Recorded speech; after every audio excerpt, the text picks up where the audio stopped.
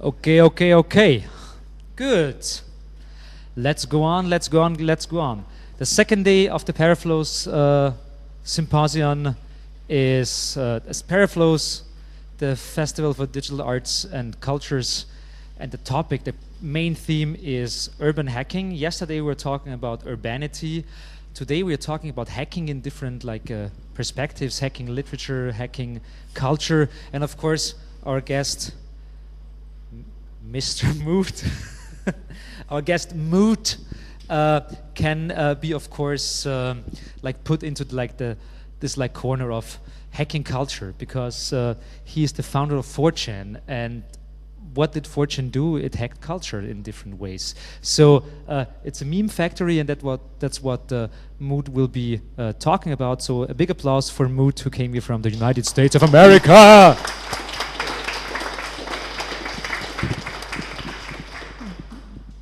Just a quick show of hands. How many people here are actually familiar with 4chan off the bat? Okay, that's a lot. So part of this will be redundant then.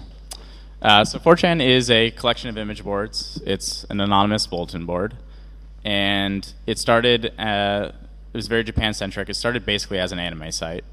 And now we have topics ranging from still anime and manga, but we have other topics like photography, auto, video games, and a very, very large component of that is actually pornography as well. Probably about a third of the site is adult.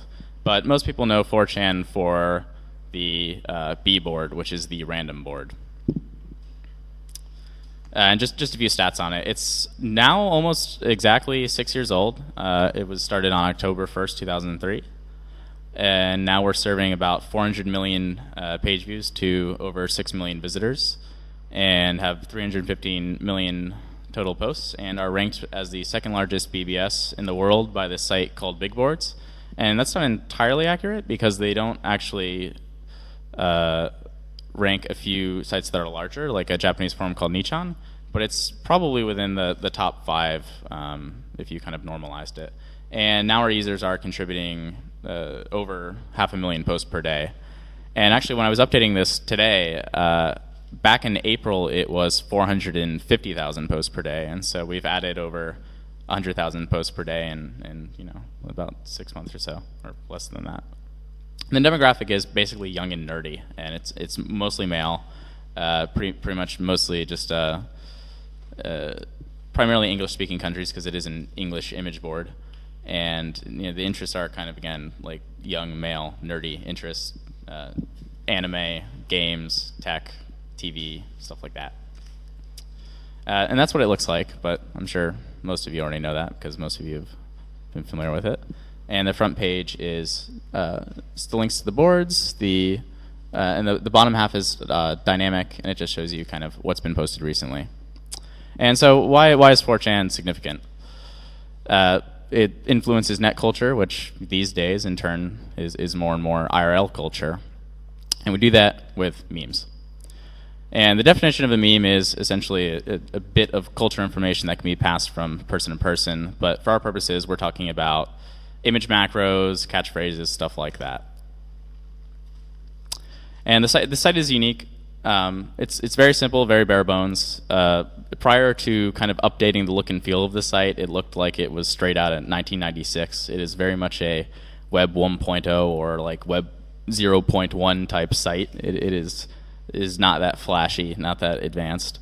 There's no barrier to entry. There's no registration or anything, no CAPTCHA, which is something I think we're all very, very used to these days. Pretty much every site on the net now wants some piece of information from you, an email address, a name, an age, something like that, and we don't require you submit any of that. It's an emphasis on anonymity. You can provide a name, but the kind of the culture of the site, the community encourages posting anonymously.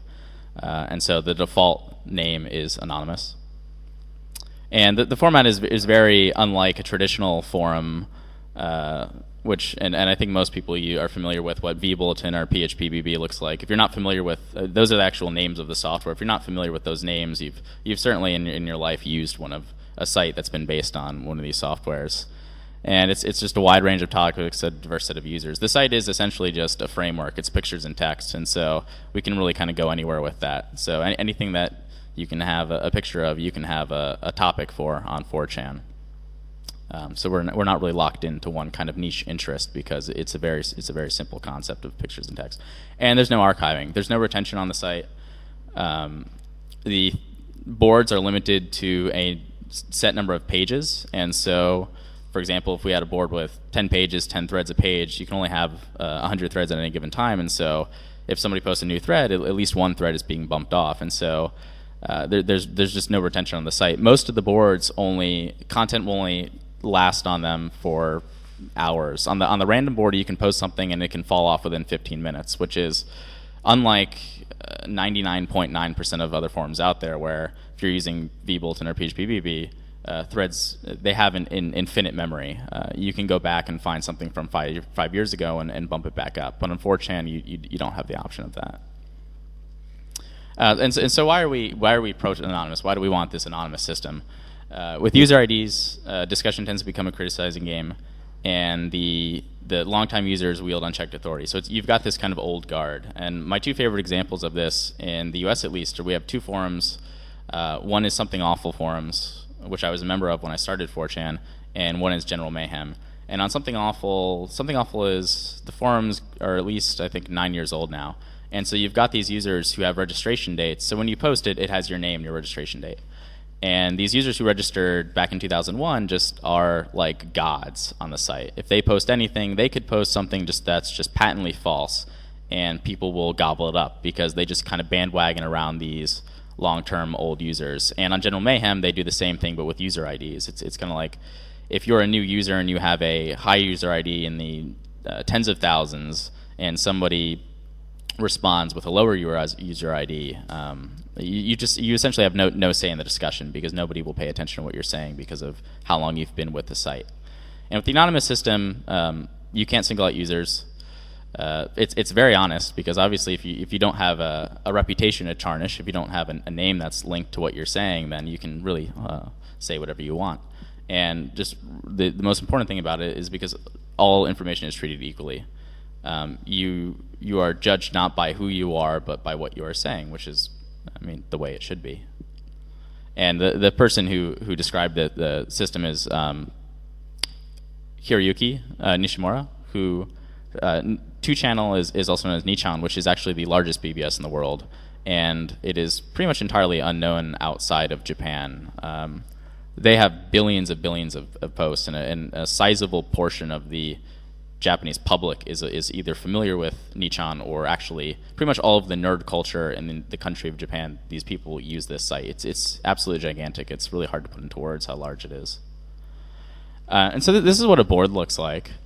You can see that first of all the top there above the fold is really all about posting. If you've used, again, vBulletin or PHPBB, you have to kind of crawl through a few pages to actually get to this point where you're posting.